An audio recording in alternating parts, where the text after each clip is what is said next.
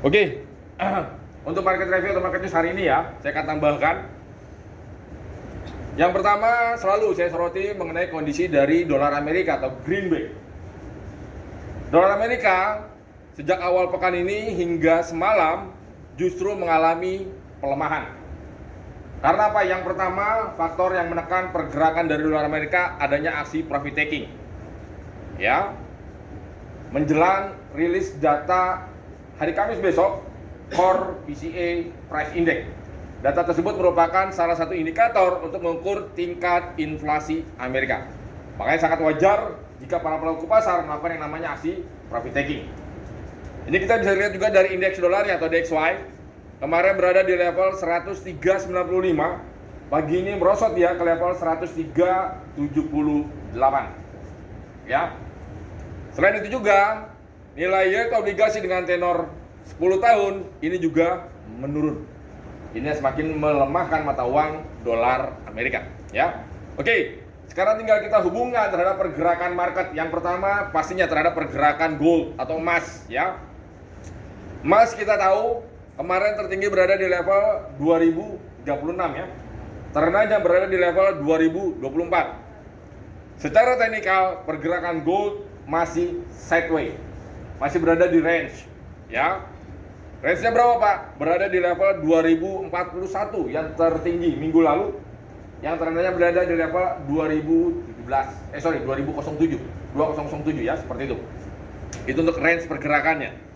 Untuk hari ini secara teknikal pergerakan gold masih akan coba rebound, masih akan coba naik. Ke berapa? Ke level tertinggi yang minggu lalu yang tadi saya katakan, 2041. Jika level 2041 berhasil di break, akan ada 47 dan level 55. Itu pergerakan gold secara teknikal. Kalau untuk level supportnya, dia akan mencoba level 2000 rendah yang kemarin, ya, 2015. Jika level 2015 berhasil di break, akan ada angka 2010 dan strong supportnya berada di level 2005. Ya, itu kalau secara teknikal. Secara fundamental, nanti malam akan banyak sekali rilis data. Yang pertama ada durable goods order dan core durable goods order. Data ini diprediksi negatif untuk dolar Amerika. Ya. Selain itu juga ada consumer sentiment dan ada Richmond Manufacturing Index.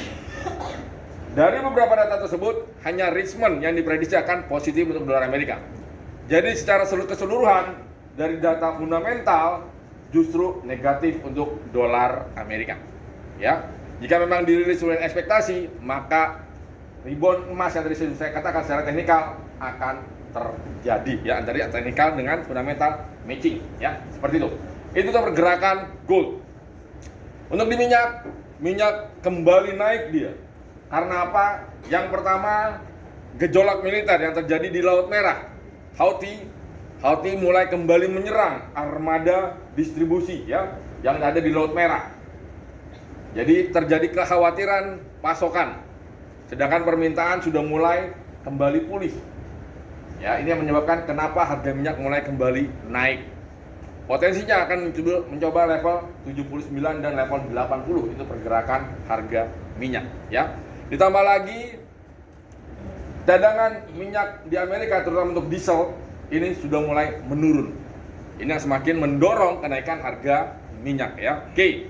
Lalu sekarang kita coba beralih ke forex, major rate, euro, pound sterling, Aussie, serta yen, ya. Untuk di yen, kalau kalian perhatikan, yen bergerak hanya di level 150, 800, 200 berada di range itu aja. Karena apa? Para pelaku pasar masih wait and see akan kemana arah kebijakan dari Bank Sentral Jepang. Meskipun kita tahu Bank Sentral Jepang sudah menyatakan bahwa akan tetap mempertahankan tingkat suku bunganya di level minus 0,10%. Ya, seperti itu. Jadi potensi Nikkei dia akan mencoba yen dia akan mencoba melanjutkan pelemahannya menuju level 151.800 yang pernah terjadi pada tahun 2021. Dan ini sangat bagus sekali untuk long term ya, untuk mata uang yen. Lalu untuk di euro dan pound sterling. Euro dan pound sterling berpotensi akan melanjutkan penguatannya sesi Asia dan sesi Eropa hari ini. Karena apa? Terjadinya pelemahan di dolar Amerika yang pertama. Yang kedua, bagusnya rilis data minggu lalu ya, akhir pekan kemarin, flash manufacturing PMI dan flash service PMI untuk di Jerman dan Prancis, serta untuk data Inggrisnya. Jadi potensi penguatan euro dan pound sterling masih akan berlanjut di sesi Asia dan Eropa hari ini. Ya, untuk Aussie mencoba bergerak menguat dia. Karena apa? Pelemahan dari dolar Amerika yang pertama. Yang kedua, adanya sinyal positif dari pemerintahan Cina mengenai apa? Mengelunturkan yang namanya stimulus guna merangsang pertumbuhan ekonomi Cina. Karena kita tahu Cina menghadapi perlambatan ekonomi, ya, seperti itu. Oke. Lalu sekarang kita coba beralih ke indeks saham. Indeks saham Amerika justru kemarin ditutupnya negatif.